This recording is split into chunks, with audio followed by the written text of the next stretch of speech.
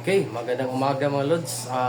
Gagawa tayo ng video tutorial para sa ETS na to kasi daming nag-request kung paano raw mag-wiring ng ganitong type ng ETS na ginamitan ng relay at saka maglagay ng pilot lights. Marami kasing tutorial na gumawa ng ganitong ETS, uninterrupted na ETS or seamlessly nga i-transfer yung from grid to solar, pero konti lang.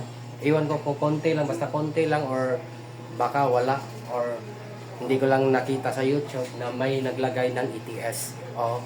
Pero sa video ito mga Lods, turuan ko kayo kung paano maglagay ng ganitong type ng ETS sa ganitong type ng pilot light sa ganitong ETS mga Lods. So sa ETS na to is naka grid prio tayo mga Lods. Pwede namang ipagpalit mo yung input. Yung halimbawa itong solar, kung gawin mo tong solar prio, yung input dito, ilagay mo dito. Tapos yung input dito, ilagay mo dito. So kung mag solar prio ka. Pero sa dito, sa case ko, kasi maliit lang yung battery ko, so naka grid prio tayo. Sa amin, Isolico, sa Luzon is Meralco. Sa amin, nilagyan ko lang ng Solico, hindi ko na lang lagyan ng grid. So dito sa kabila is solar. So ang gumagana ngayon is Solico. Kasi pinatay ko muna yung inverter natin. And then gumamit tayo ng GQX62F na relay. 80 ampere na relay to. And then gumamit din tayo ng 220 volts na relay. Medyo mahirap to, pero nandiyan naman sa Shopee kung pagtiyagaan mong hanapin.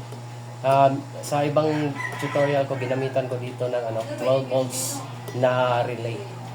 Pero nakakita naman ako ng 250 volts or 220 volts. So ito na lang. Hindi na ako gumagamit ng supply ng conversion from 220 to 12 volts. So ito na, diretsahan na. So wag mo na lang itong intindihin. Dito na lang tayo. Okay? Since ito yung nakalagay natin, Solico prio or grid prio, so ito na lang sunday natin. So paano ba mag-wiring dyan? Okay? So ito yung in ng solar. Yan. And then ito yung in ng grid. So ito yung susundin nyo. Okay? And then paano ba i-wiring? So magsimula dito tayo sa breaker. Simulan natin sa breaker. Okay? Simulan natin sa breaker ng solar. Mas madali ang breaker sa solar. So, yung out ng solar, yung red, punta dito. Okay? Yung out ng black ng solar, punta dito. Yung sa solar. So, mas madali. Yung sa solar na out. Yan lang. Okay?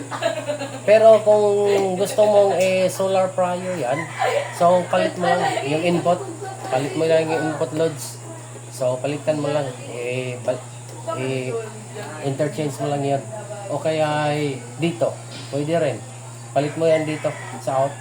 Ito, lagay mo dito. Tapos ito, lagay mo dito.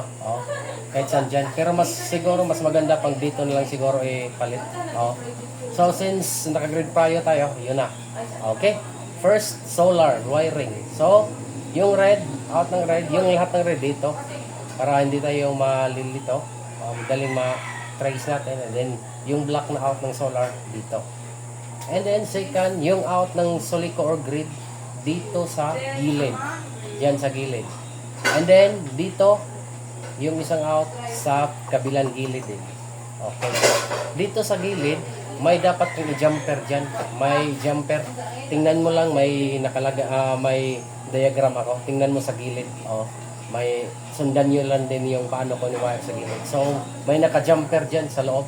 Hindi lang makita sa video. And then, dito din sa kabila, may jumper din dyan. Sa out, mula galing dito sa grid. And then, may isang out tayo. Isa lang yung out natin. Okay. So, yun na. May out na tayo, may ETS na tayo. Ganun lang kasimple yung ETS. Kung tinan mo yung wirings, napakasimple. So, medyo mahihirapan tayo, malilit tayo paglagay na dito. Paano ba lagyan? Daming tutorial na may ganito, tsaka ito, pero hindi nalagyan ng pilot.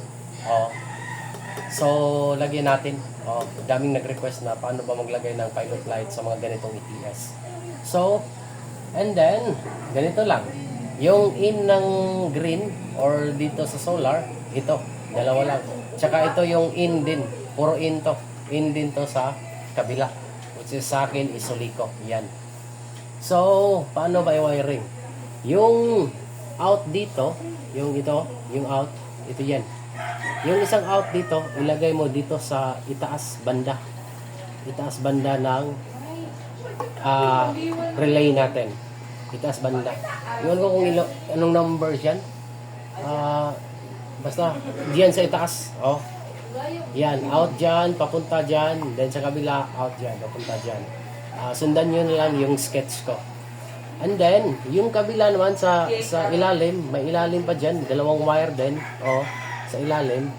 So, papunta yan dito. Oh, dito ha. Dito. Mas maganda dito. Huwag dyan. Para pwede mong i-switch off, switch on.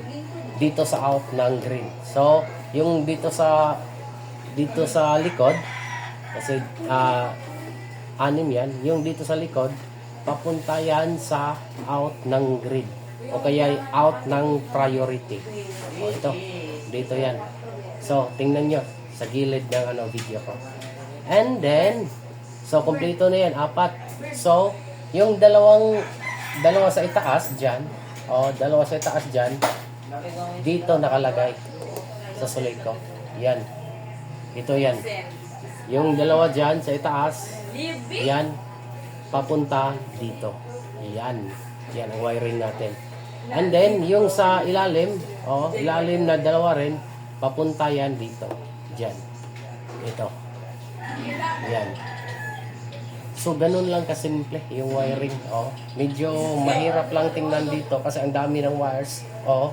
Na-incorporate na natin or naisama natin yung mga filter. Pero pag tingnan mo dyan sa gilid. So, simple lang. Pwede mo yung slow motion o kaya screen capture na lang para hindi ka malilito kung paano. Okay, yun mga lods.